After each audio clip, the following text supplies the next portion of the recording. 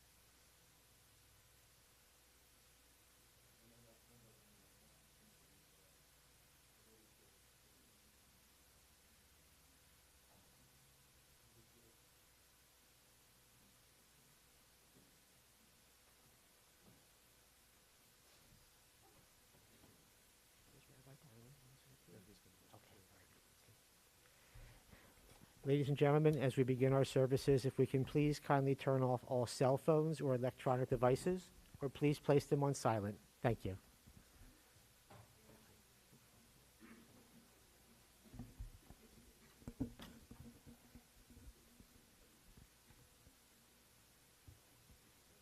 Mizmor LeDavid, Adonai roi lo echsar, binodesha yarbitzeni, al mei menuchot yenachaleni, nafshi yeshovev, yancheni b'malei tzedek leman shemo, gam ki elech begeitz hamavet lo irara, ki ata imadi, shivtecha umishantecha hema yenachamuni, taroch lefanai shulchan neged tzorurai, Dishanta v'shemen roshi kosi rivaya, ach tov v'chesed yurdafuni kol yemei chayai, v'shavti b'beit Adonai le'orech yamim. A Psalm of David. The Lord is my shepherd, I shall not want. God makes me lie down in green pastures, leading me beside the still waters, restoring my soul, guiding me in straight paths for God's sake. Though I walk through the valley of the shadow of death, I fear no harm, for you are with me. Your rod and your staff comfort me. You prepare a table before me in the presence of my enemies. You have anointed my head with oil. My cup overflows. Surely goodness and mercy shall follow me all the days of my life, and I shall dwell in the house of the Lord forever.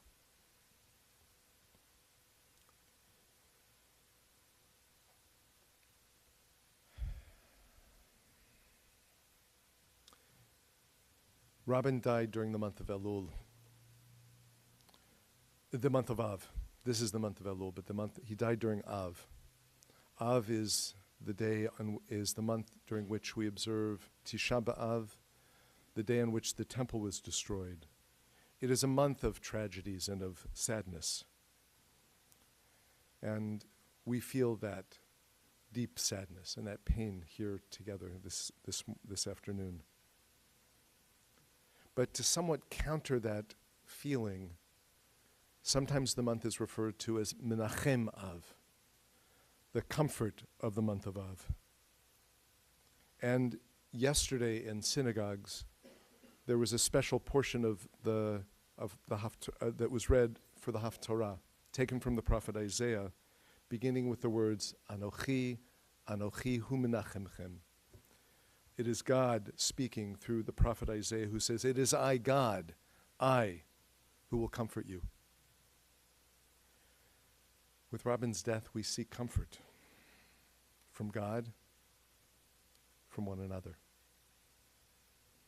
In Jewish tradition, we bring comfort by remembering, by telling stories, by keeping the presence of someone we love deeply alive in our hearts, in our minds, in our souls, by thinking of them, by talking about them, by keeping them present here with us. And for that moment, during those moments of remembering, we feel that person here. We feel Robin with us when we talk about him, when we think about him. And we will find in those memories moments of relief from the grief that we feel, moments of comfort through each other, through the voice that we hear from beyond. A number of us will be sharing stories, words that we hope will bring us comfort. We'll make each other laugh. We'll make each other cry. And we will remember Robin as he was in life, as he was in our lives, connected to each and every one of us in so many different ways, in so many very special and unique ways. And what we're going to begin our recollections here today, the family would like to offer their words of comfort, of memory, and Jack, Pam, everyone is coming up, I think? You're all coming up, okay. So the whole family's coming up.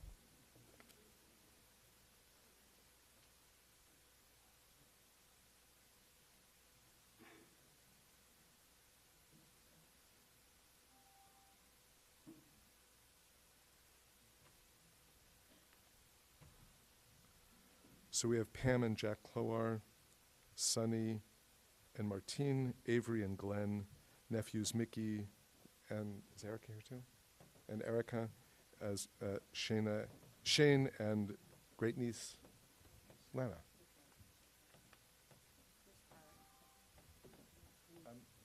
Someone's phone is.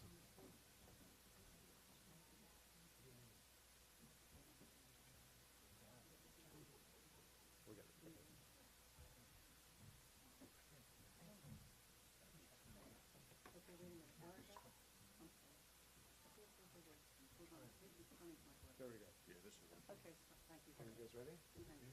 Okay, let me start first. Jack, go first? Jack, you were assigned to go first. I guess I got to go first, okay. All right. All right, I want to thank everybody for coming here today.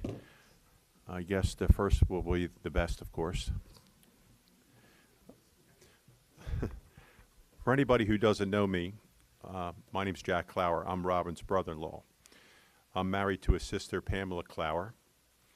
I decided to speak here today at Robin's funeral because in October 2004, my mom passed. And I asked Robin to do what he does best and speak for me at the funeral because it was too difficult for me to do at that time. Boy, oh boy, did he give a eulogy. What a spectacular job.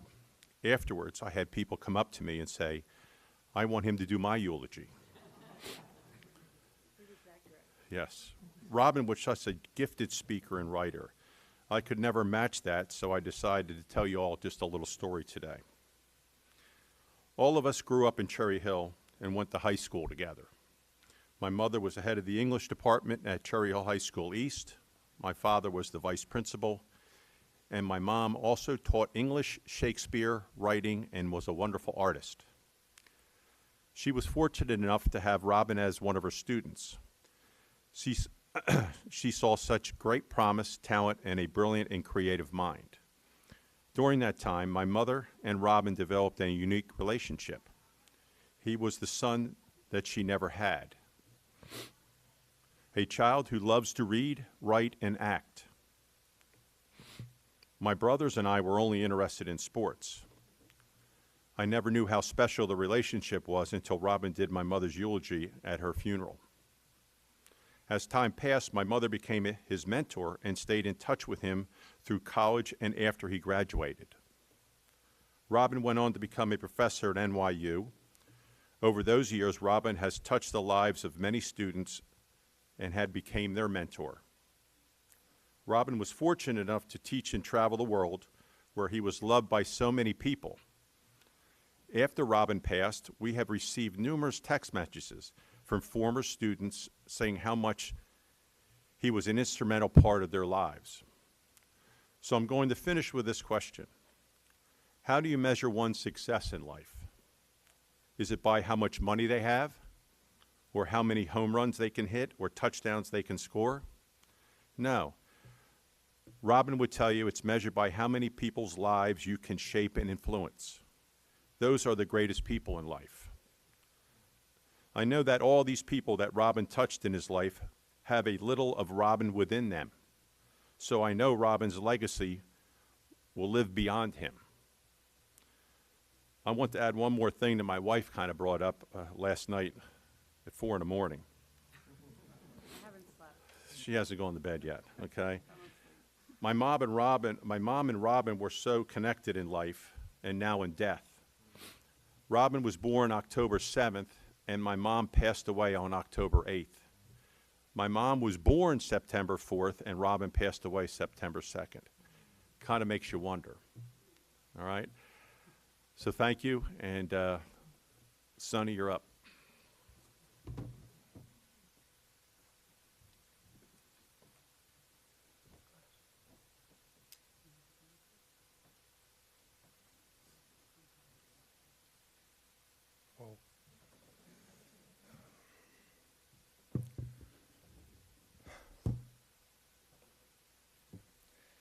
Hi, my name is Sonny, for those of you who may not know me. I'm Robin's favorite older brother, merely because I am the only older brother.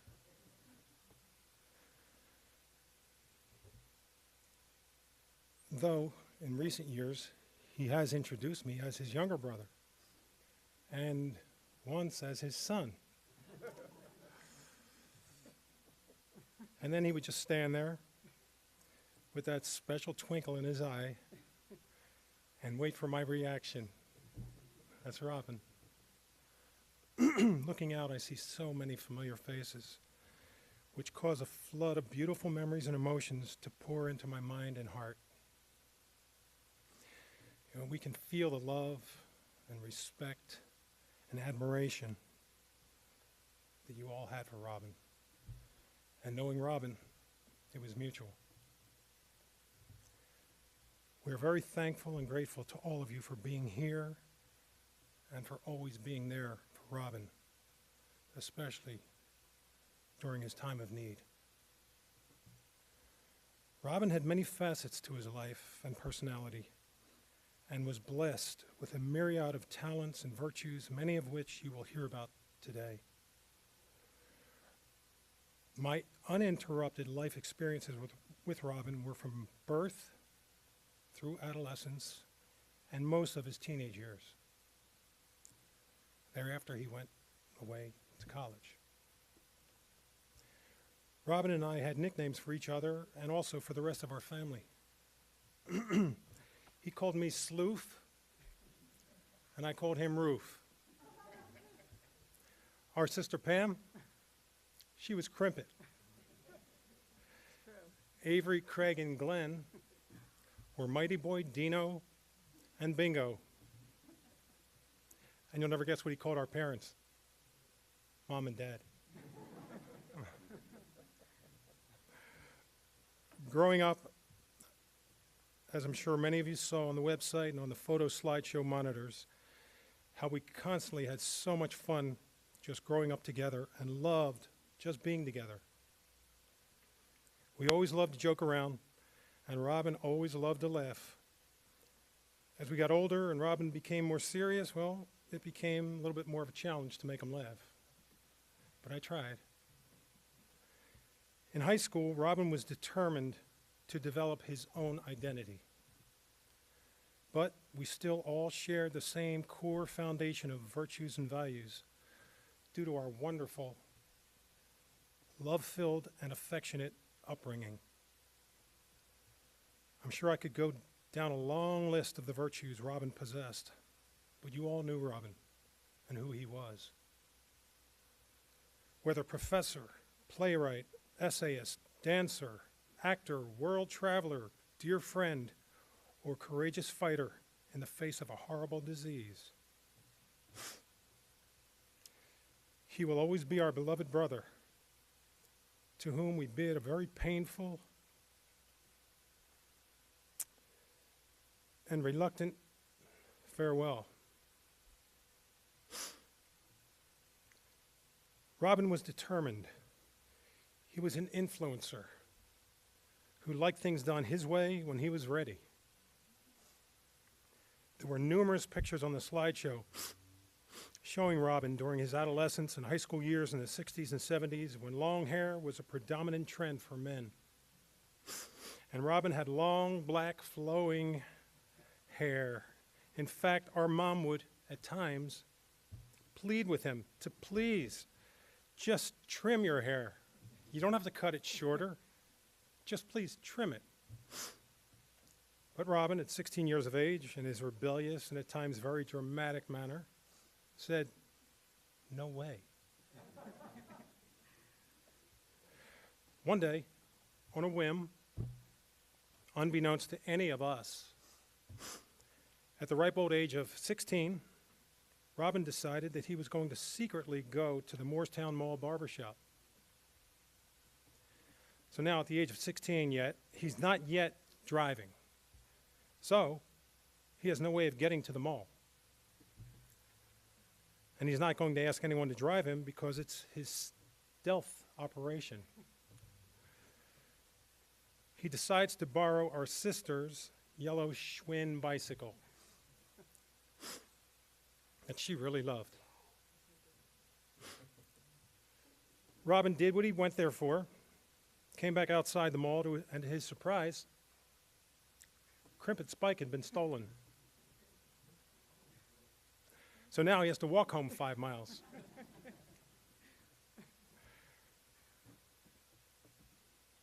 The doorbell rings. I run up the steps to answer the door, but my mom was already there, so she opened the door.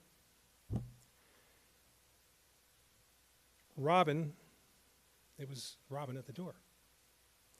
He was standing there right in front of the door with a towel covering his face and his head.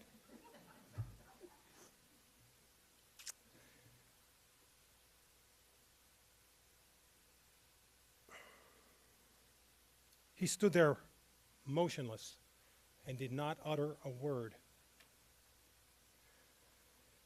He was within arm's reach, so my mom decides to pull the towel off his head.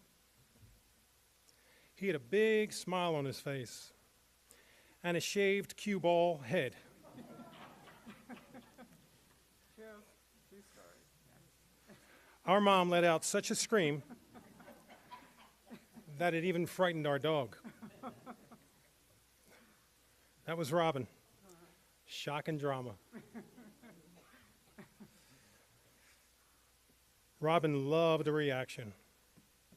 It didn't typify who Robin became in his later years. Robin was Robin. Robin, a playwright who left us without a script.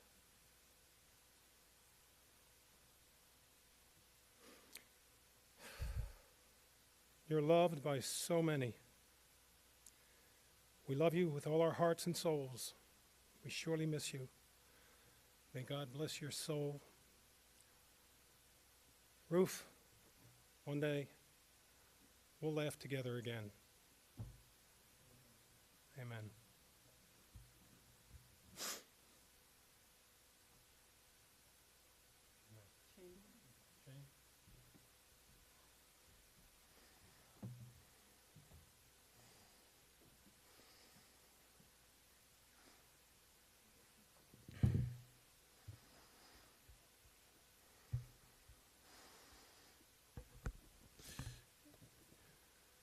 Hello, everyone. For those of you who don't know me, I'm one of Robin's two nephews, Shane. My mom is his sister. So I have a crazy story to tell you when I was back in college at Towson University playing baseball. It was the winter of 2022, and we all came back for preseason since our season started in February. We had a couple of new transfers coming in that semester in order to fill out the rest of our roster. So one kid's name was Oakley Albinson. After introducing myself to him, he told me he came from NYU, where Robin was a writing professor. So obviously, I proceeded to tell him my uncle has been a writing professor there for many, many years. So Oakley asked his name, and I told him Robin Goldfin. Crazy enough, he said he was his professor for a writing class a semester, and that he was his favorite teacher at NYU.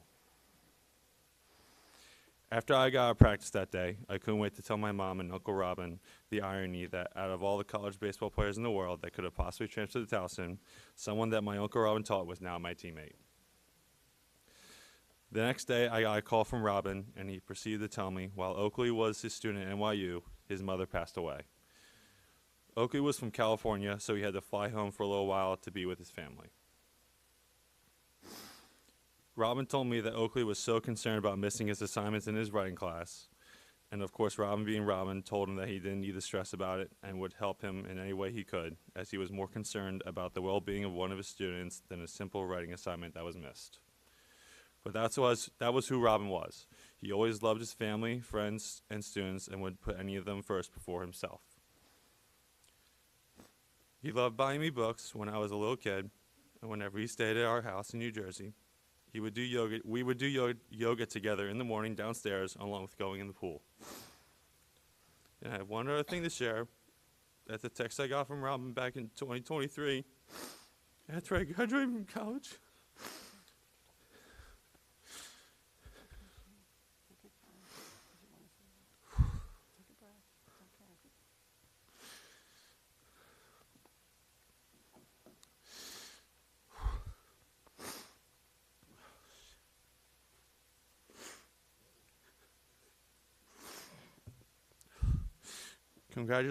Congratulations on everything, Shiner. You called him Shiner. Called me Shiner, yeah, not Shane. on graduating, pitching, and winning all the awards you've earned. I hope your weekend went well, but mostly congratulations on being just you, the brightest star of them all, the Shiner. And whatever happens next, we are so proud of what you have accomplished and who you are. I love you, Robin.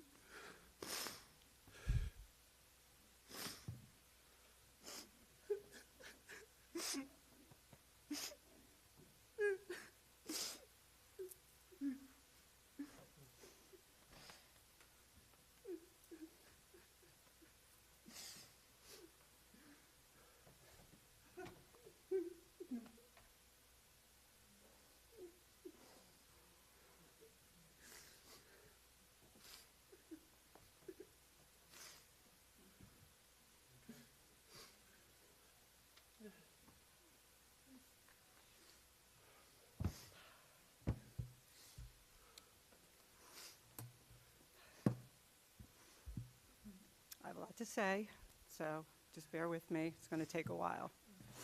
Robin, help me. Hi, everyone. I am Robin's sister, his oldest sister, his youngest sister, his only sister. The one girl with 5 brothers, the boss. My name is Pam, but Robin always called me Pammy. The only other people that call me Pammy was my mom and you, Alan. Like Sonny said, we were raised with lots of love and affection from both of our parents. We are Robin's family, but his friends are his chosen family. Robin was blessed with so much abundance. The amount of friends and the love that they have for him is truly remarkable. From flying him in a private jet to the Mayo Clinic in Minnesota to see if he could become a part of a clinical trial, to shaving his face in the hospital when he could no longer do it for himself. His friends always showed up for him. Robin has friends all over the world: Italy, Israel, Canada, Brazil. And actually, Paolo, he's watching. Hi, Paolo, he's watching from Brazil, a very close friend of Robin's. I wish you could have been here. His friends were his life, whether they were students, his peers, fellow thespians, or simply just friends. He didn't care about material things. None of that ever mattered to my brother. What was most important to Robin were the people in his life and his chosen family, all of you that are here. Alan, your love for my brother knew no bounds. Over 50 years of friendship, you are his brother from another mother. You were his strength. You were his rock. We are forever grateful to you and Gila for everything. He was beyond blessed to have both of you in his life. Sandra, Jackie, Victoria, Amani, and Kay. You were my lifeline to my brother. When his disease progressed and he could no longer be alone, it gave me comfort to know that one of you were always there with him, even when he was in the hospital numerous times. Thank you for the care, the love, and the kindness that you always gave to him.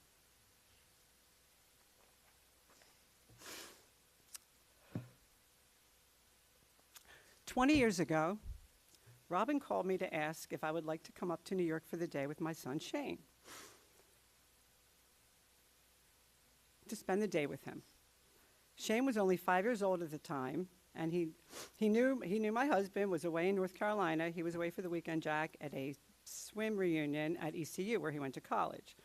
So Robin, knowing that I would be alone, called and said, why don't you come up and spend the day with me, bring Shane. Knowing that I would be nervous traveling alone on the bus with Shane, he promised me that when we got to New York and the bus doors opened, his face would be the first face that we would see, and that he would be standing there waiting for us. He knew how much of a homebody I am. Everybody knows that. I don't like to go anywhere. And I never travel too far from home. Still, I do not, only to see him. So we got to New York, the doors opened, and there was my brother Robin with a big smile on his face, waiting for me and Shane, just like he promised. We spent the whole day with him. We went out to lunch, walked around the city, and spent time just hanging out at his apartment with his friends. We hadn't discussed how Shane and I were going to get home. And knowing me, I was not going to get on the bus by myself once it got dark. So he said not to worry, Pammy, that he would take care of it. So as it got to be late, Robin walked us down to the lobby, and we went outside. There was a car waiting for us, a Lincoln Town car with a driver, to bring us back to New Jersey. There was even a car seat in the back for my son because he was only 5. That was Robin being Robin. We always visited Robin on Tuesdays. Glenn is off on Tuesday, and he did the driving, so it was always on a Tuesday. Robin, I just want you to know that we will still be coming to visit you on Tuesdays, but this time it will be in Cherry Hill. So instead of Tuesdays with Maury, we will have Tuesdays with Robin.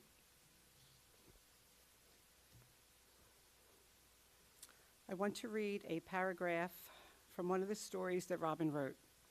The story is called My Mother Fed the Birds. It's in this book. He has 3 stories in here. One of the many stories that he wrote about my mom.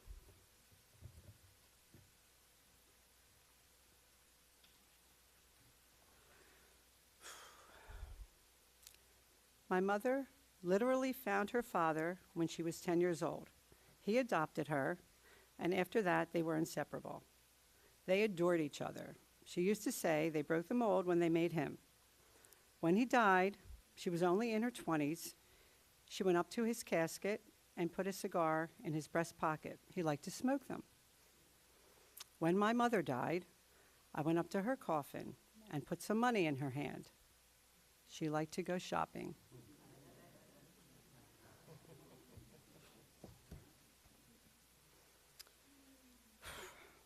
We got to spend some time with Robin this morning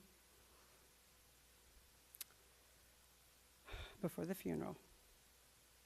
I put a pen in his hand, and I gave him a pad to write with. Robin loves to write. The pad that I put in there with him has his name at the top. He had given it to my brother Glenn on one of our Tuesday visits a few months ago. He told Glenn that he could no longer do what he loved to do, that the MSA had taken that away from him. Well, Robin, now you can write.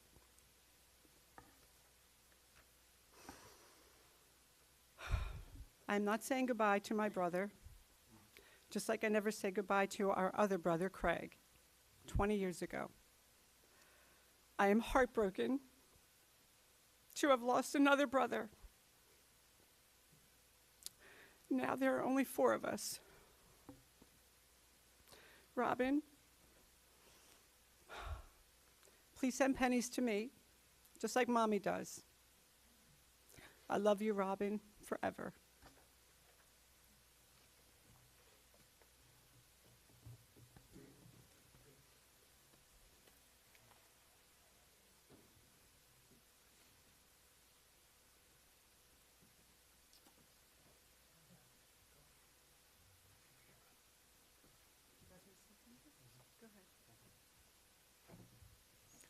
Hi.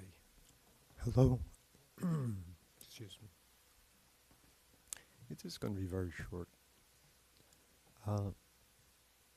Robin was a great brother, but also a very good friend. God bless you, Robin. And God willing, one day we will all be together again.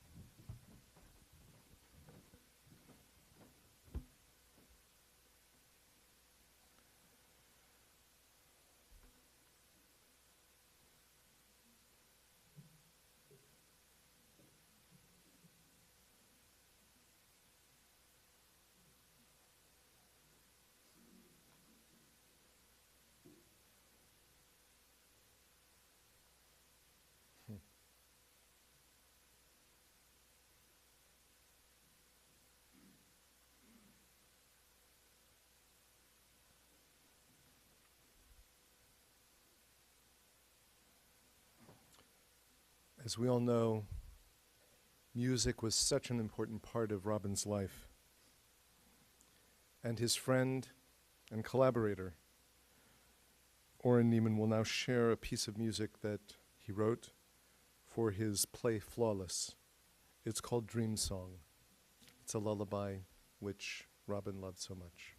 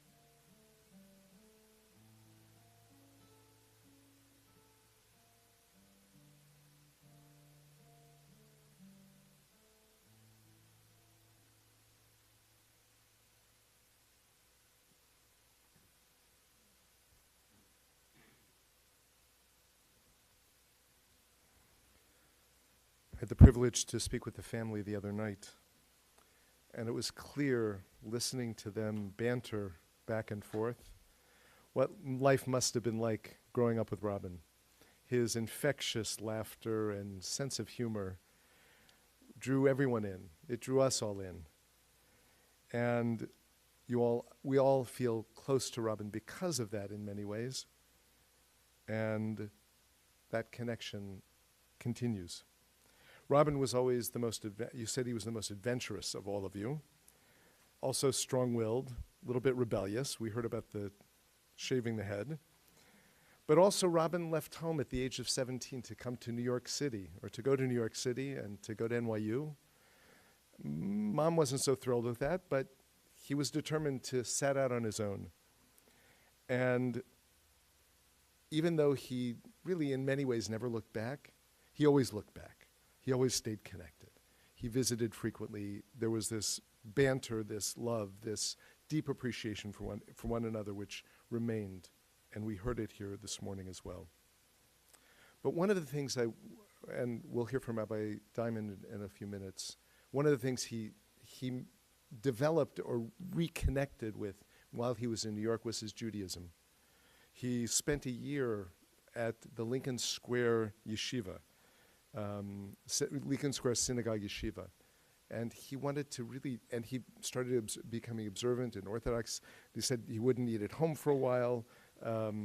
And he disconnected in that way, but was connecting with something deep within him, a deep sense of his Jewish neshama. And it's where he actually belonged not to one, but two synagogues in New York City. He was part of Congregation Beit Simchat Torah, as well as my congregation, Town and Village Synagogue on 14th Street. And it was clear that that deep connection to Yiddishkeit was also expressed in many things he did. It was expressed in his work, his love, some of the music that he loved. He wrote a play based on Etgar Keret, an Israeli novelist's stories. And he felt,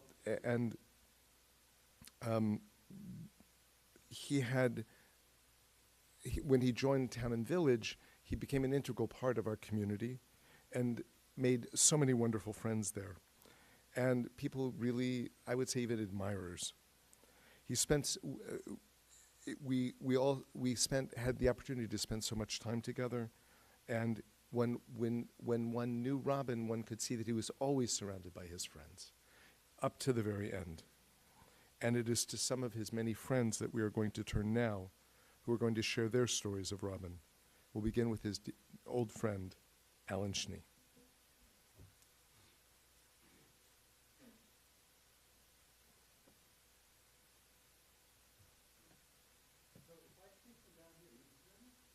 They won't hear you the people who are on Zoom won't hear you.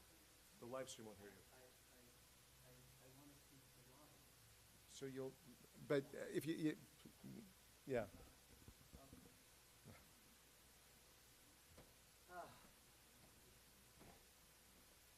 I always looked up to Robin, so this is sort of not fitting.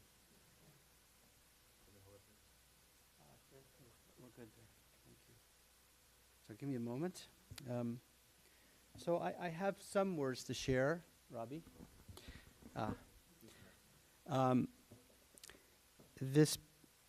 Whenever I had any writing to do, I would run it by Robin first. So I relied on you, Robbie, for all important matters, and I could always count on your counsel. I hope you approve of what I have to say today, but no written effort to capture your magnificence will ever hit the mark, except if written by you, since your writing was the expression of you. And of your writing, I could never get enough, nor could I ever get enough of you. So forgive me in advance, Robbie. But I know, because it's you, you'll appreciate the effort. We're here to honor you, Robbie.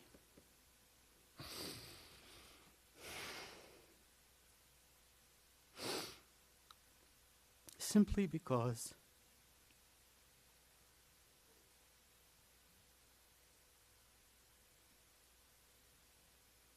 You honored us.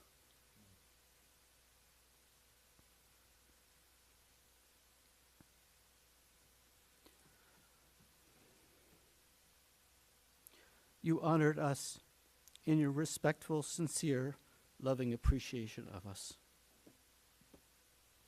We come today from all corners of your life to express our profound love for you.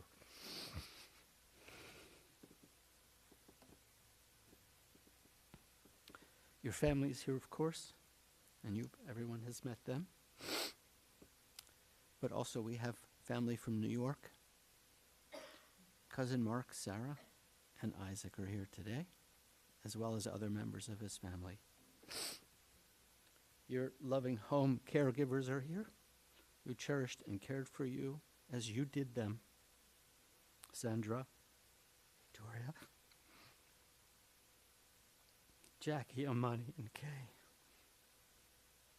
I believe members of your medical team came from NYU today. Friends from childhood, high school, the fraternity are here. Friends, colleagues, and collaborators from the arts community are here. And who couldn't be a colleague of Robin's and not love him? Friends from the Jewish community, from the university where you taught for more than 30 years. And perhaps, since this is live streamed, we know Paolo is here, so hello, Paolo. And friends from Tel Aviv, Rome, London may also be with us today. So many loved and admired you.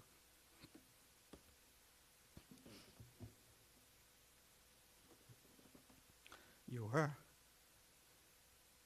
my best friend. We're an unlikely pair. You were tall. I'm not. You like boys. I like girls. You were extremely handsome. I'm kaka-kaka. You were even-tempered, thoughtful, gentle, and deliberate. I'm hot-headed and impulsive. You were smart. I don't think I'm going to give you that one. You chew your food, rest, maybe lie down, come back, eat a little more, maybe lie down again. I inhaled my food. Perhaps with time, our natures shifted slightly by the influence of each other. And now, after many years, I can say I eat more slowly. To be honest, the reality is that the influence could only go one way. You remained thoughtful, graceful, even-tempered, gentle, and deliberate. And that's why we all loved and needed you. You were my best friend. Many people have best friends, but my best friend knew what it took to be the best of friends. I was doubly blessed to have, as a best friend, one who knew how to be the best of friends. So those of you who call Robin your friend, you also had, as your friend, as you know, someone who knew how to be the best of friends. How lucky we all are.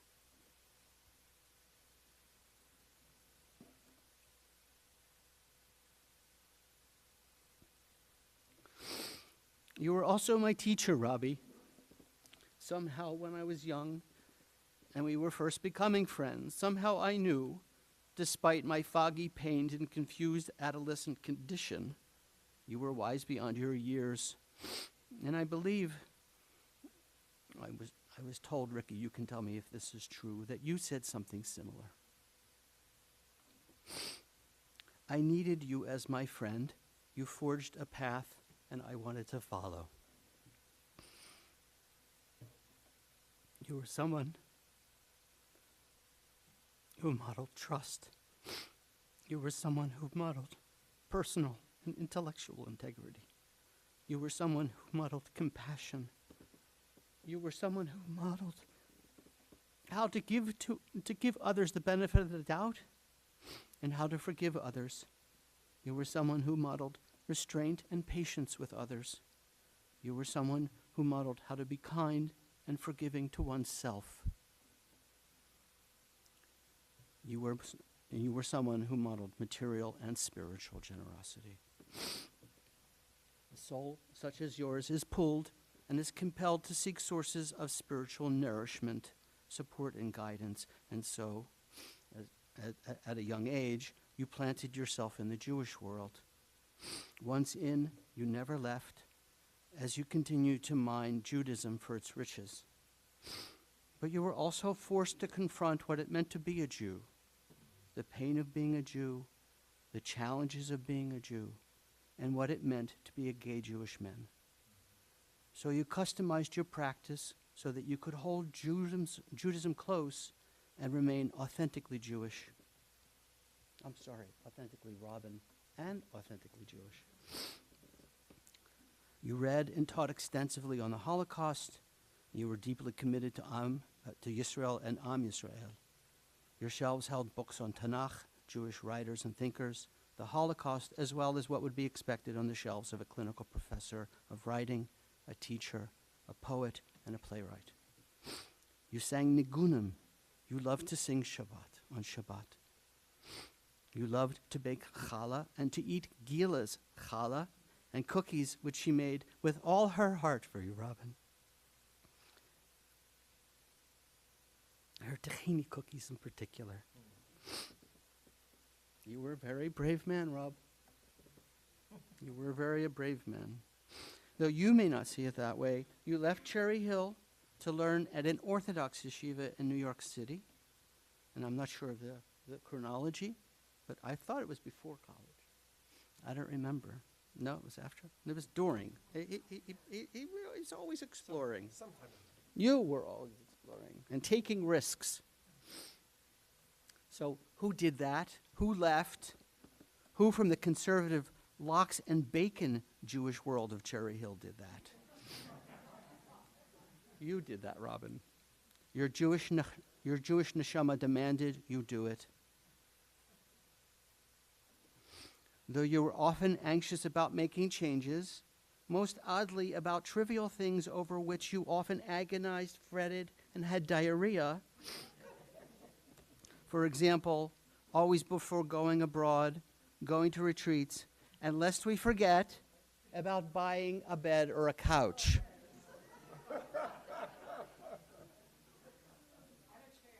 Or a chair, or, yes, the dining room chairs. Or other chairs. Or having to return them.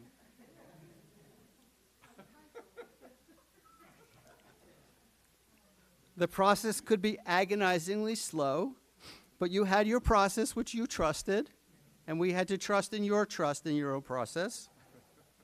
And despite your father's words, which Robin always shared with me, Al used to say, "Rob, you have two speeds, slow and stop."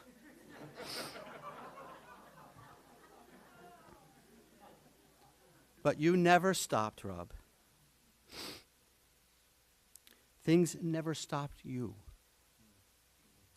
Slow sometimes, yes, but never stopped. You kept moving, pushing yourself always, even when you were most ill. And about other things, things which most people would have found more difficult to do, you did unflinchingly. You didn't hesitate to work many summers at Birch Summer Camp for Children with AIDS, or to volunteer as a teacher in Israel and Arad. And while everyone now knows that you went to Shiva, which in itself was a brave thing, you left law school. After 2 weeks. Who does that? The rest of us would have suffered through it, but you had other ideas and dreams.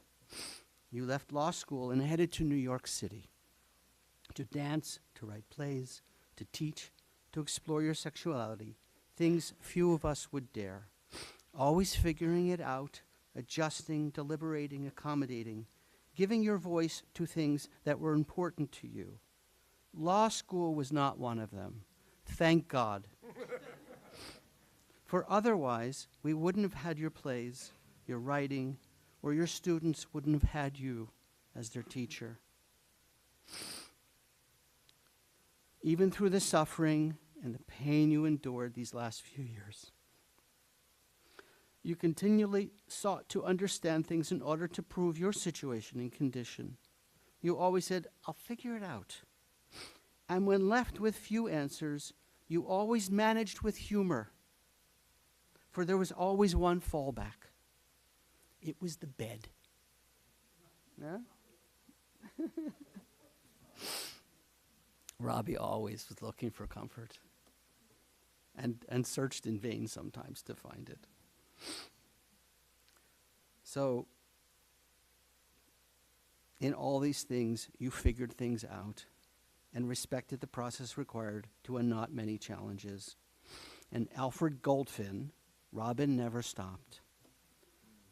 You often invited others to assist in helping you, which created opportunities for great intimacy, fun, love, and in the case of your plays, spectacular collaboration and products. Everyone must read Flawless, and if ever produced again, everyone must see it. And up until your last days, you continued in your collaboration with Laurie and Orrin. You never stopped. Robbie and I shared many things. We were friends for more than 50 years. And on my 50th birthday, before which he visited our home, and Gila allowed him to rifle through some of the things we owned. And while he was sort of searching through my files, he pulls something. He goes, "Oh my God, I have one of these."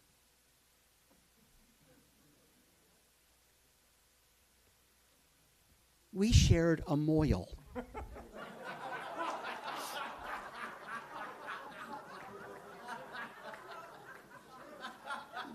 This is the proof.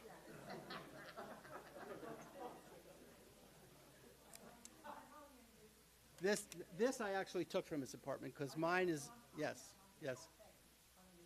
It hung in his house as it did. Well, anyway. So, I hope and I suspect that maybe he even shared the same knife, so we could even be blood brothers.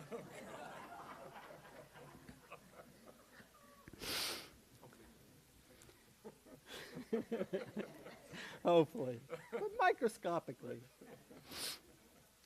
We shared the loss of our parents, your brother and friends, and you wrote in order to share with others. You write lovingly about your mother and about her own death and dying in Tilly, on her, in Queer Stories for Boys, in which you reveal a painful but poignant insight. In the most artful way, you write, "I was 5 years old and had to have my tonsils out, and my mother wouldn't leave me in the hospital.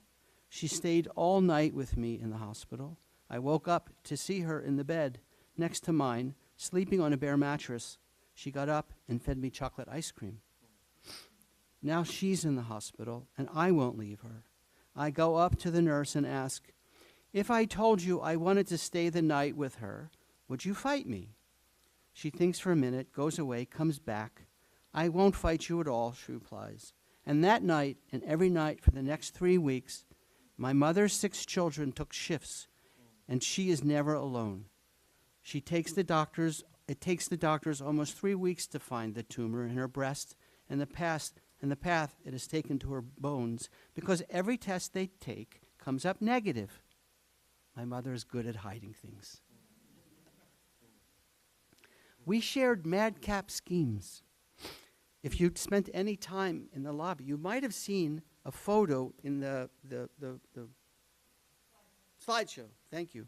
There's a photo of Robin with his hands up, looking up at Michelangelo's David in Florence. And if you haven't seen it, it's worth seeing.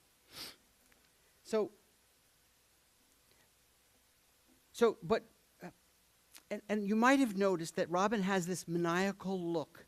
But what you may not have noticed is that Robin held something in his hand. We were standing by Michelangelo's David, one of the world's best-known Jews other than Moses or Einstein, And he says to me, looking up at the David, he was a Jew. And I said, yeah. He says, he's not circumcised. Only Robin would have noticed this fact. This fact was intentionally avoided by the great sculptor. We decided to remedy that. So, cloaked in the night of the Florence night, we stepped out with scissors in hand to nick, and I don't mean in the British sense, the David. The evidence is in the picture in the hall. If you look closely, very closely, you can find a tiny nick on his privates. We did it, bud. We made sure to remind the world that he is one of ours. We shared belly-busting, knee-slapping, pants-wetting laughter together, Robbie. This laughter could only happen since you were always quick to recognize the absurd and were quick to laugh at yourself and made it safe for me to laugh at myself. And so I share this story.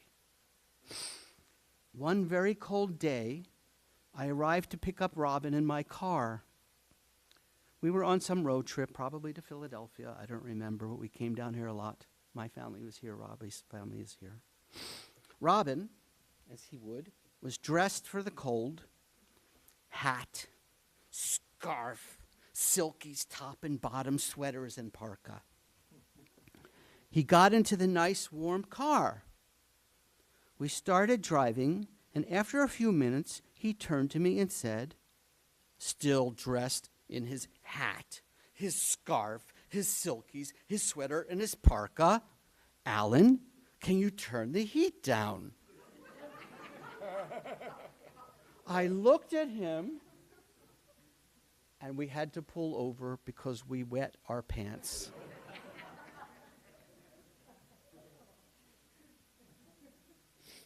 And if you didn't know it, Robbie was an amazing goofball. I'm going to share with you a video. You won't be able to see it, but you'll hear it, and you'll see just how much fun he was. The video that I'll play for you was recorded when Robbie came to stay with us while Gil and I were living in Cherry Hill a few years ago. The disease was getting worse. Robbie was falling more and using a walker. He came with his Ritz crackers for our dog Jonah, who also loved Robin with all his being. Robin always would bring Ritz crackers, even to Israel when we were living in Israel. Only for Jonah.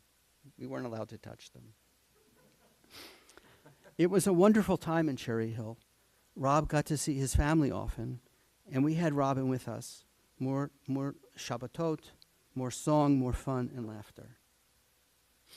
No one should ever have to watch a loved one endure and suffer the way Robin did.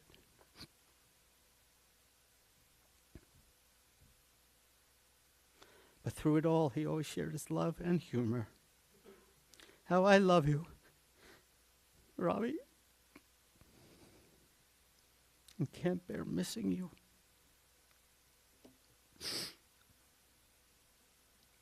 Bear with me while I find this, because you're going to enjoy it.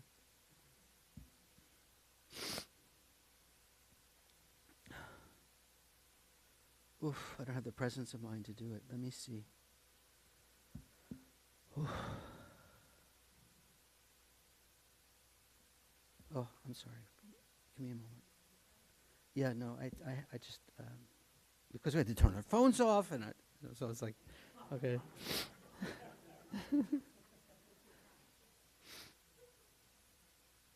Pammy, in the meantime, can you find it on your phone? I think I just.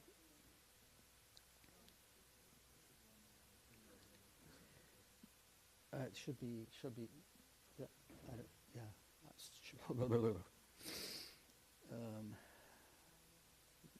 You have it? I'm sorry, you have to hear him. And he brought so much joy into my life. So I stand here in this pain, but I speak with so much joy when I speak about him. And I want to share my joy with you in him. Pammy, you coming? Yeah, photos. I'll find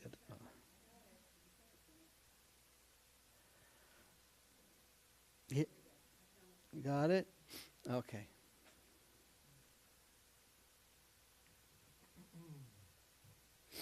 So I wish you could see this. And later, ask Pam or me, or Gila has a copy of it. I think Julie has a copy of it. Yes, that's a better idea. Here. That's the video. Mm-hmm. Can you play the video, or is that just a cop? That's, No, oh, this is there it. it is. Start it over and put up the microphone. No, he won't do it. Do you hear this? Roger Robin. He was, Roger Robin. You're gonna go on Facebook, I know it. Roger Robin. it is funny. You have to see Robin there to really. Play your part. Come on, sing your part. All the little birdies on Jaybird Street. Love to hear the robins go tweet, tweet, tweet. Rockin' Robin. Tweet, tweet, tweet. Rockin' Robin. Rockin' Robin. Rockin' Robin. Tweet, tweet, tweet. What's the rest? Rockin' Robin, we're really gonna rock tonight. Do-do-do. Thank you, Robin.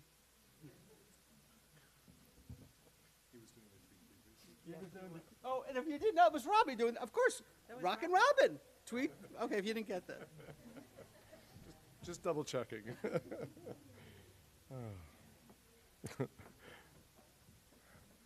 I'd like to invite Rabbi Eliezer Diamond to share his memories as well.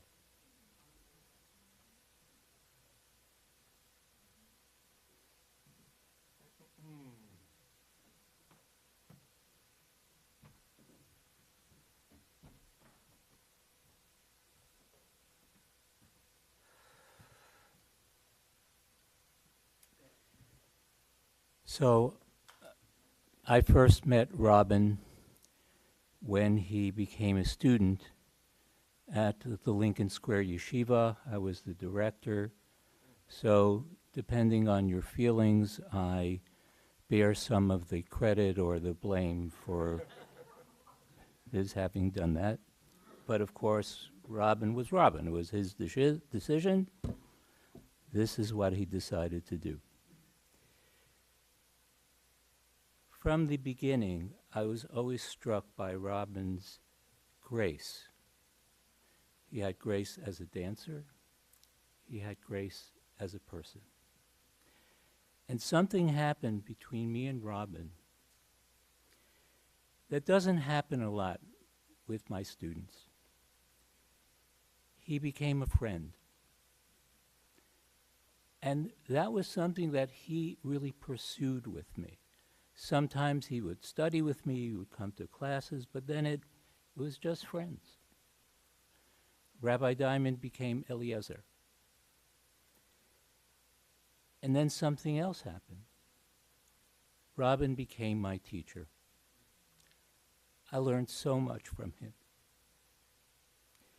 In particular, I'm thinking of a time when I was going through some difficult challenges, and I had to make a very hard decision. And Robin said in that calm and compassionate way, you don't have to make the decision today. And that was so important for me to hear. Besides having, in Hebrew, the word is chen, grace, Robin also taught me a lot about love. You know, once we moved into the Eliezer Robin stage, when we parted or when we ended a telephone call, he would say, "I love you." And I'm not going to lie, I thought to myself, yeah, I love you too, but are we going to do this all the time? And I thought about it a little bit, and I realized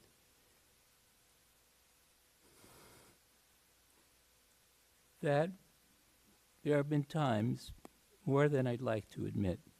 You know how when you get on the plane, they say, make sure you know where the emergency exits are. So I would be in the friendship, but I wanted to make sure that I knew where the emergency exit was. I was ready to leave if I had to. So I wasn't fully in. And Robin, in saying I love you, said, there's no need for emergency exits here. I'm giving my heart to you fully. And that let me give my heart to him fully. There are many things that have been said already, and so there's no need for me to say them. I want to tell two stories that come from, unfortunately, the last few years. But they're important. One is, there's a Jewish tradition that when someone is ill, we add the name Chaim to his Hebrew name, life. And so we came up with a ritual and added that name. It was Reuven Yehuda, and we added Chaim. And for me, it was so important and symbolic because Robin always sought life. Robin always wanted to live. He always chose that option in the midst of incredibly difficult challenges. The other story that I want to tell is that when I would visit Robin, besides bringing him and Sandra bagels with cream cheese and lox, sometimes I didn't get the order exactly right, unfortunately, but that was a thing. At the end of the visit, I would give him a bracha, the priestly blessing, put my hands on his head and give him the priestly blessing. And I said to Robin, and now you have to give me a blessing. And Robin would put his hands on my head and give me a blessing. So for the last time, Robin, I want to give you a blessing. Yivarachacha Adonai v'yishmerecha. May God bless you and watch over you. Ye'er Adonai panav elecha v'yichuneka. May God shine God's face upon you and show you face. Yisa Adonai panav elecha v'yasem lecha shalom. May God lift up God's face to you and grant you peace. And I know right now you can't offer me a bracha back with me, boys. But it's not necessary because just by being in the world and giving what you gave to all of us, all the blessings that each of us carry with us, we have those blessings and will have those blessings for all the years that we are here on this earth. And I love you, Robin.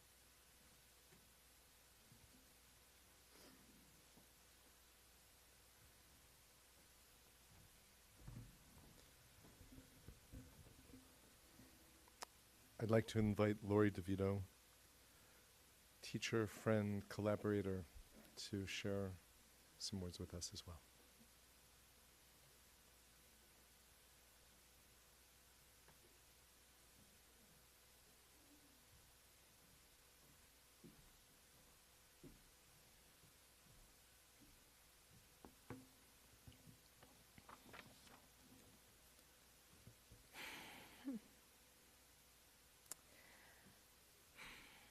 My life began with Robin some 37 years ago.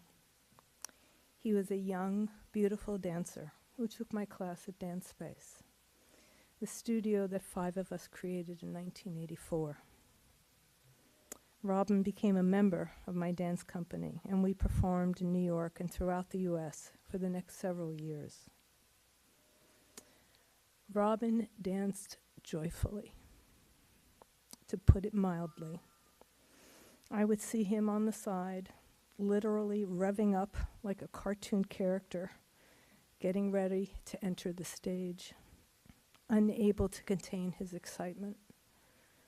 Michael Foley quoted that he danced each combination in class as if the rent was due, with that much passion and urgency. Robin, at his core, was a dancer. I know he could write, but he was a dancer. Dancers create families. We spend long hours together rehearsing, usually late at night after working our day jobs. We made little or no money, but none of it mattered. We were dancing. In this family, Robin was my young boy. That's how I saw him. Someone to nurture and take care of. It didn't matter that he was 2 years younger than me and he towered over me. He was my son. I remember Robin's body was giving him trouble way back then, his back in particular.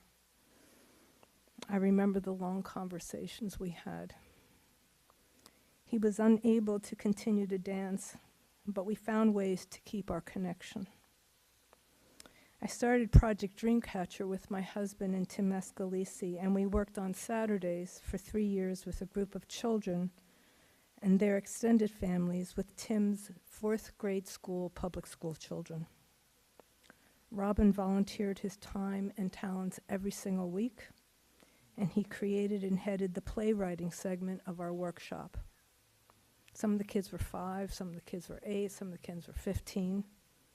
The kids loved him, and their plays were awesome. In 1993, I wanted to do a concert that honored my grandma, Josie. This is a little aside. He's a Jewish boy from Cherry Hill. I'm an Italian from South Plainfield. We're Jersey people. I look at those pictures, and that's my family. Jews and Italians, you know, we're not far from each other. Anyhow, so I wanted to honor my grandma, Josie, and I turned to Robin to collaborate. Together, we created a dance theater piece entitled From These Two. My grandmother had 2 daughters, and she would always say to me, from these 2, meaning my mother and my aunt, look at what has been created. Look at all that I have, 7 grandchildren, 8 great-grandchildren. For a woman who had very, very little worldly possessions, this family made her rich. So from these 2, Robin and I, we honored our grandmothers and we honored our families in this piece. I remember Robin's beautiful, poignant poetry, how it intermingled and wove through the dance pieces. It was all such a thing of beauty, just like Robin, and it was a gift. Then in 2021, Robin pushed me outside my comfort zone, and he asked me to choreograph, as he put it, a simple tango number for his play Flawless. And I never hesitated. I just said, of course. Somewhere along the way, from 37 years ago, Robin was no longer my young boy. The relationship shifted and changed. We became equals and collaborators. In my dance world, the women in my company all became my sisters. Seriously, I had 2 groups, my original ladies from the 80s and the second group from the late 90s. They're all still very much in my life, even if we don't see each other for years on end. Wasn't that way really with the guys, except for Robin. Robin became my brother. He became my confidant. Robin pursued me. I married, I had children, my life was often hectic with very little me time. But Robin always called me. He always texted me. He stopped by Perry Dance, one of the schools I taught at, and he would hang for 10 minutes. He'd ask me out to see a dance concert. He wanted to meet for coffee. He gifted me with books. He kept me. He kept me. He kept me in his life. You see, I wore several hats. I was a mom, I was a wife, but at my core, like Robin, I'm a dancer. And we shared the essence of who we were with each other. Flawless was a giant leap for me. I didn't really collaborate with others. I worked singularly and was my own boss. I had particular ways of working where I felt completely in control. I knew the music, had it written out so I could visualize the movement to the music. I called all the shots. All of those safety nets were thrown out the window with Flawless. The music wasn't created yet. I didn't have the dancers till we were very deep in production. I wasn't even sure how big the stage was for them to dance on. Basically, I had nothing. I felt like I was being asked by him to create something from nothing, and it paralyzed me. I had nothing but one thing. I had Robin's trust.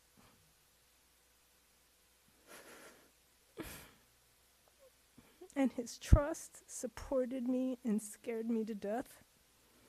I can't tell you how many times I just wanted to call him and tell them that I couldn't do it. A tango? Seriously? I'm a contemporary choreographer. Why do you want me? And in a few private moments together, when we would confide in each other, he would always say to me, "Lori, just do you. Just be you." Robin trusted me more than I trusted me. And he did that several times in my life. He would appreciate me in a way that no one else did. Part of my fear was that I so loved his play. In every reading, I would sit and cry, its poignancy and brilliance. There was so much truth and pain and empathy and love in his words. I wanted the tango to be worthy of his play. During those years of creating Flawless, we had conversations all the time, and always about the play, never about his illness. When Robin first told me of his illness, he wanted some insight from me since he knew that my husband, Ed, had battled lung cancer. How did we live through it? I told him we put it on the back burner. We kicked the can down the road. We just continued to live and practice flipping the switch, meaning we practiced making the cancer small, not our focus. We found ways to feel really good. We kept living and creating. I think Robin kicked his illness down the road for a very, very long time. I know he suffered greatly, but he never stopped creating. In August, he sent me dialogue for a new piece. In August. He was right there with Ed and Oren and I throughout Flawless. He was our North Star. There is so much to remember of my brother Robin. I choose to remember the night at Flawless, when the Lawless family came and saw the play. I remember the light in Robin's eyes. I remember whispering in his ear, "Robin, look what you created. Look at the gift you gave the world." When I think of Robin, I think of love, light, kindness, courage, and grace. Robin lives in a different room now. That's how I choose to see it. I will talk with him and confide in him, probably seek his counsel and remind him how much he is loved, and always, always invite his spirit to come and dance.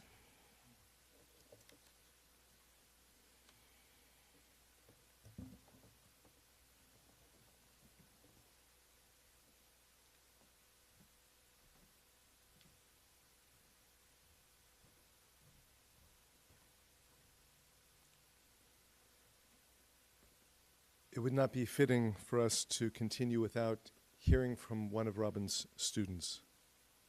Zach Galassi is not here with us, but Zach, are you there?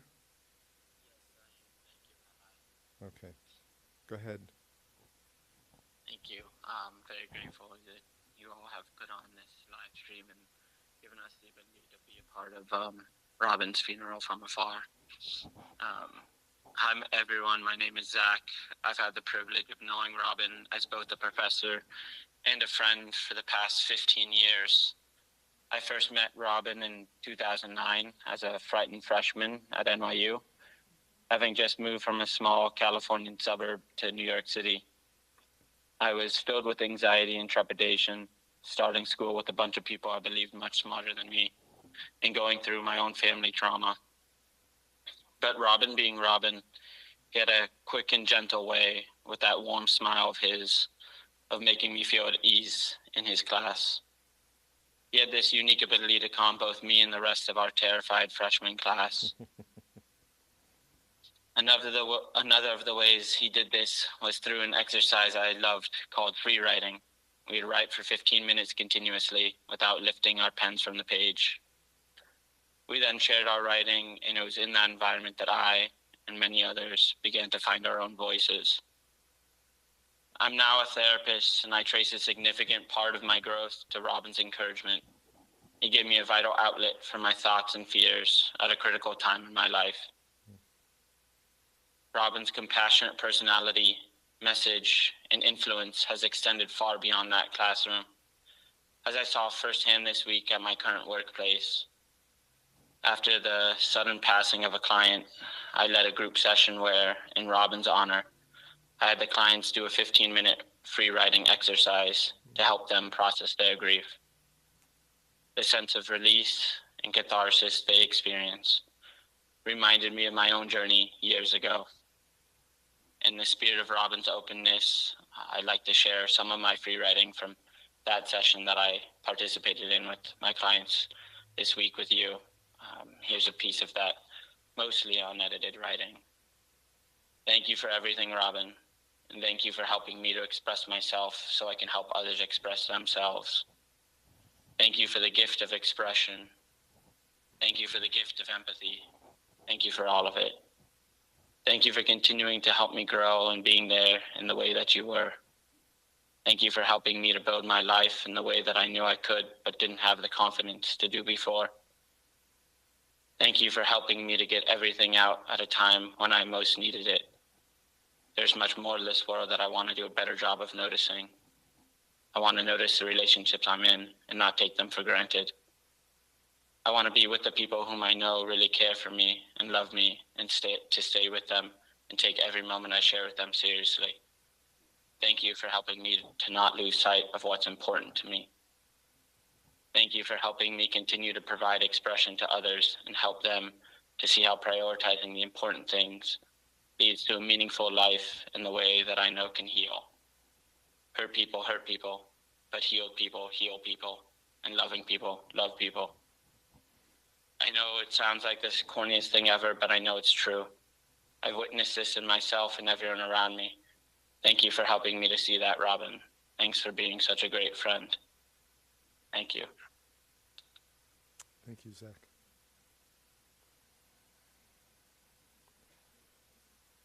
I'd like to invite Julie Morgenstern to share some words with us.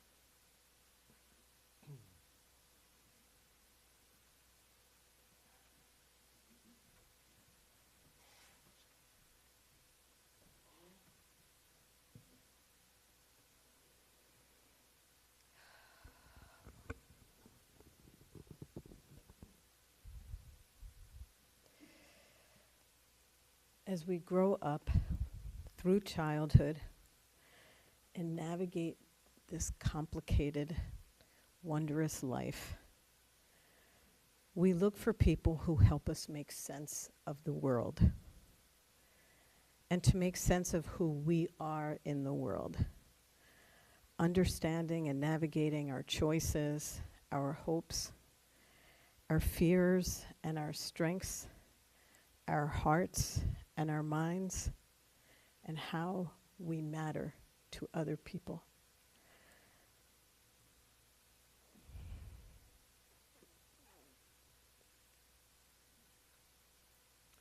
Robin was that person for me for 50 years.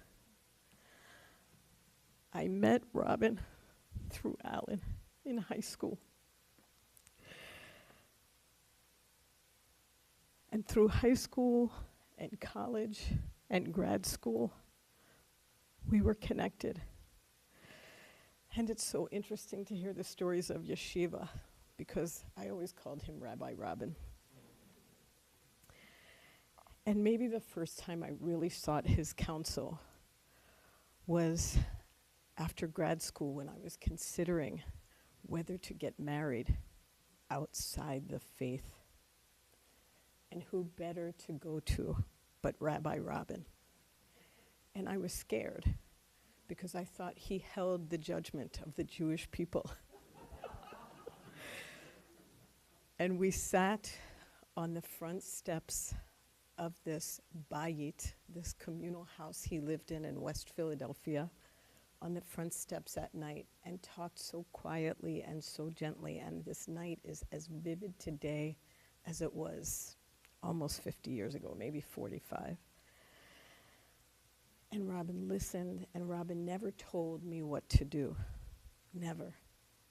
But he always made me feel that whatever I was struggling with was valid, was relatable, was connected somehow to the core of being a human. And what he said to me was, Julie, it's all about human connection. So that was his guidance, was just that, to always find the connection, which we all know Robin represented. So, for 50 years, counseling whether to get married, to marriage, to becoming a mom, through kicking off my career in New York. When I moved to New York, Robin was my friend from Philly in New York. It was amazing.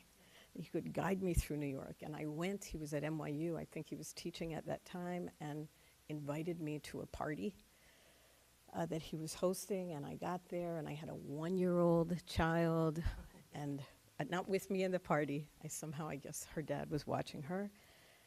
And I wanted work because I was in the theater. And Robin said he knew the dramaturg at the Women's Project in New York might be looking for readers. And so I contacted Suzanne Bennett, and I got that job, and I was able to start my theater career from home, the original remote working, reading plays. He helped me kick that off. So raising my daughter and dating again and writing and traveling to getting the most out of living in New York, Robin always knew the right plays and the right dance performances and the right places to go. To when I had a litter of 7 kittens in my house, and I was taking so long to find the perfect home for each one, that the weeks were ticking and the kittens were getting bigger. And I began to say, 7 cats is not that much.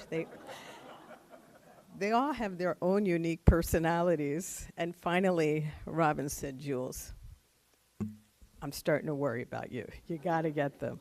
He did give me advice on that one, which I think was a good move for future dating. Robin and I really were family. He was my family. We did the holidays together always. We did Thanksgiving. We did Yom Kippur. At the Javits Center. Anyone who was there, it was mystical.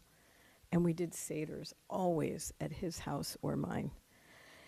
He became friends with my friends, and I with his. Robin was my safe harbor and my pillar. He taught me what it means to be human, flawed, anxious, strong, unsure, confident, joyous, and connected. He taught me what it means to be a friend, to be there consistently, to pay attention to what matters to others and keep that in mind. He taught me what it means to matter to someone. And he taught me to do what you can, not overwhelm and exhaust yourself trying to do it all. On Tuesday, this past Tuesday, I woke up with a hole gouged through the core of my body. A sensation I'd never experienced in my life. Not the deep ache I've always felt before with grief. I thought this is what it means to feel gutted, emptied. And then I thought that the devastating grief, the hole so deep, is a testament also of love. Of loving, oh, I should have my glasses, thank you, Robin. Of being so lucky to have loved and been loved by someone so amazing and so devoted for so long. And that the pain I was feeling was equal to how profoundly and unspeakably blessed I was to have the gift of Robin's exquisite friendship in my life, as we all were. And I realized that the job now is to internalize and nurture and grow all those magnificent gifts that Robin gave each of us so that they become stronger within us, so that we carry them forth to enrich life moving forward. The love Robin poured into all of those he touched is not gone if we don't let it be. If we reflect and name those gifts for ourselves, we will honor his legacy by continuing to love others and ourselves as fiercely as Robin loved us.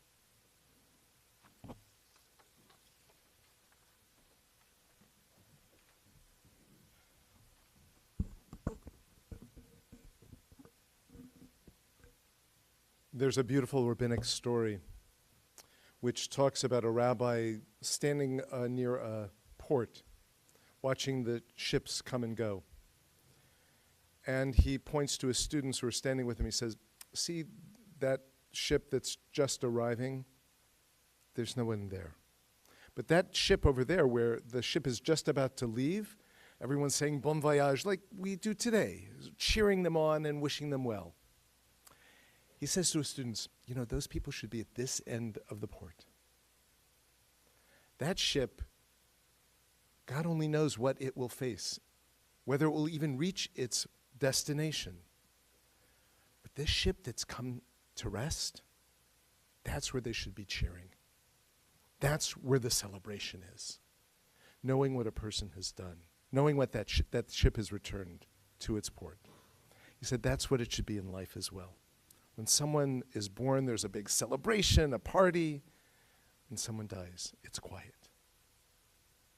But what we have done here today, each of you in your own way, both speakers and listeners, is to celebrate the life of Robin Goldfin, to celebrate him in our hearts, and to cheer him, and to cheer for all, as you said, the gifts, the blessings that he gave to us.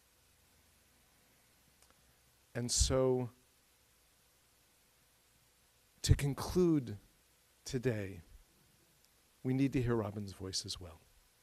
You heard it a moment ago when Alan played that little recording. Well, Pam did. But knowing Robin, Alan actually said this. He said that we can't really express and write and talk unless Robin writes it for us. And Robin did that. He wrote a piece that he has asked Alan to share with us. I'm going to ask Alan to come on up.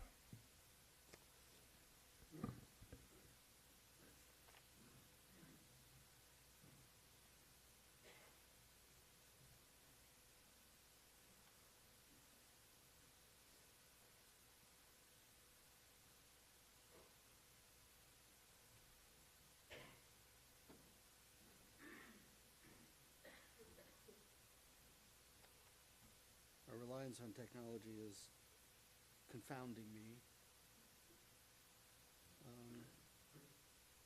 No, I'm here. Here.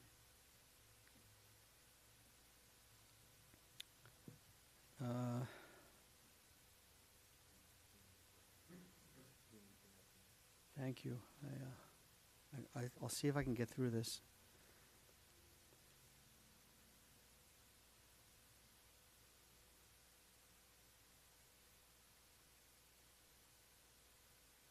Dear friends and family,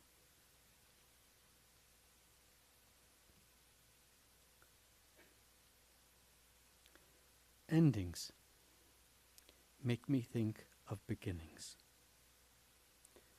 My mother told me that when I was born, I had long, beautiful eyelashes, and the nurses took me from room to room to show the expectant mothers how babies can be born with long eyelashes. An auspicious beginning. In the book of Genesis, a book of beginnings, Joseph interprets Pharaoh's dreams.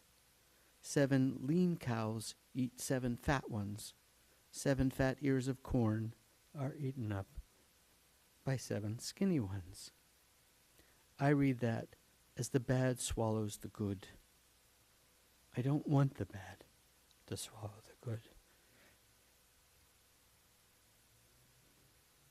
The ending I've been dealt is a difficult one. But I don't want that to swallow the good. What has been good? 40 years ago, I came to New York to dance and write plays. I've done both. I have relationships with friends who support and sustain me. I think that has been my greatest good. To thank everyone by name would sound like an Academy Award speech. And I would be afraid of leaving someone out, so I will not name any names, and just say my friends and family have sustained and supported me, enabled me to reach this season,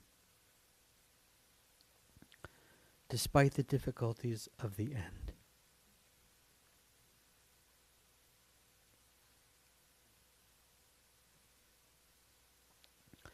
I am grateful for what came before.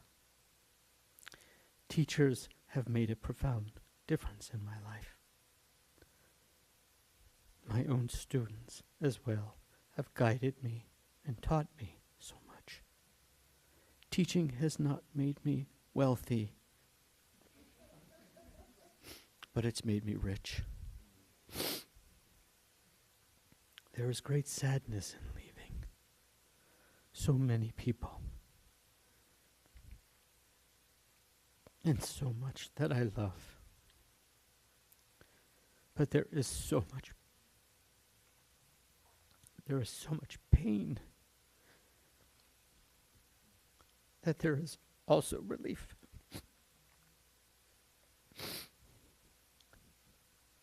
Despite the losses I have incurred at every juncture, I choose life. I did that for as long as I could, as difficult as it got. There are people who look for the silver lining in every cloud of illness. I don't. As my therapist says, it sucks. And there's not much more to say. Pain and loss are pain and loss. They feel bad. The good is the love and loyalty I felt from friends. I felt, the love and loyalty I felt from caregivers. The time spent with people who knew it was important to spend time. I have learned this. There are two lands, the land of the sick and the land of the well. They are two different countries. Most of us pass between them, and when sick, we come back to the land of the well. But the day you lose your passport, it's a very different story. You live in another country. Death is a natural part of life. I would have been glad to avoid it for a few more decades. But I didn't have that choice. I have to say this. Part of me feels like I failed because I got sick and died.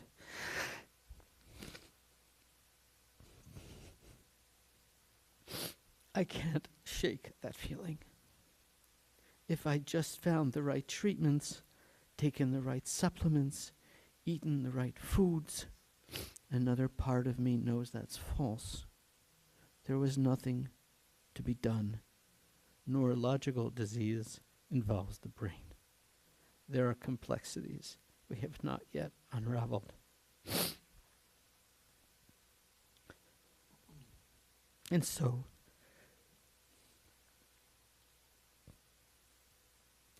ends my story. This will be painful for my family and friends, but we are connected through memory. And I hope they will keep these memories alive. I will live in them. I have lived through the deaths of my grandfathers, my grandmothers, mother, father, and brother, and a dog I loved wholeheartedly. What I noticed most about death is its stillness.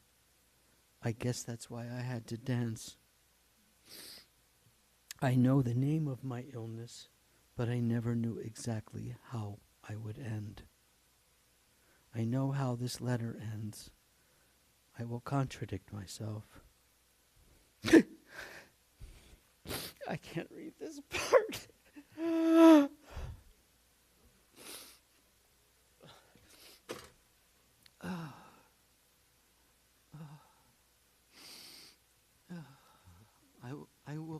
I will contradict myself. I will name a name and say thank you. The man standing before you.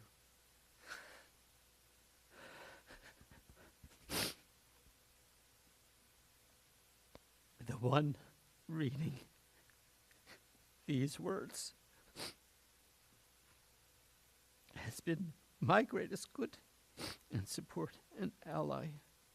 Without him, nothing. His name is Alan.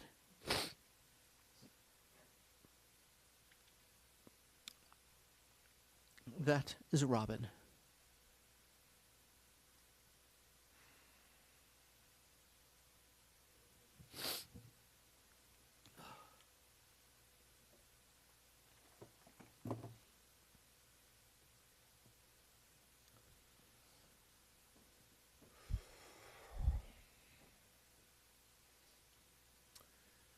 Immediately following the end of the service in a few moments, we'll be proceeding to the Locust Wood Memorial Park, not far from here for Robin's burial. Two additional things. There is, after the burial, friends and family are invited to Jack's Place Prospectors at 3050 Route 38 in Mount Laurel. And for those of you who are in New York City, on Wednesday evening at Town and Village Synagogue, there will be a memorial evening of gathering, of sharing memories and stories, more stories about Robin. That will be at 7 p.m. at Town and Village at 334 East 14th Street. I'd ask that everyone please stand. No? You good?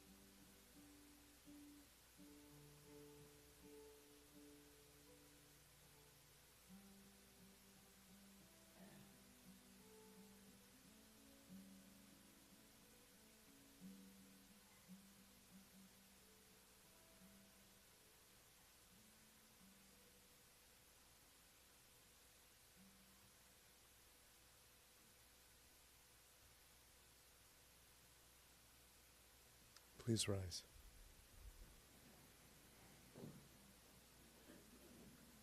El male rachamim shochem bamromim hamtzei menucha nechona tachat kanfei ashchina b'malot kiddoshim u'tohorim kezohar haraki amazhirim et nishmat Reb Reuven Yehuda Chaim ben Ephraim Alevi v'Duba shalach leolamo began Eden te menuchato anabal harachamim hastirehu beseter kenafech leolamim utzror betzror chaim et nishmato Adonai hu nachalato v'yanuach B'shalom al mishkavo v'namar. Amen.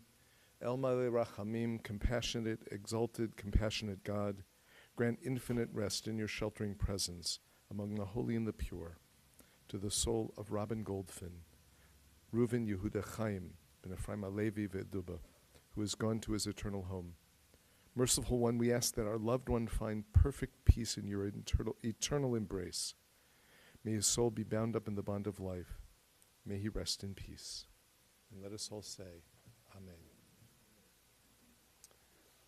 I'd like to invite those of you who are the pallbearers to step forward and be guided by the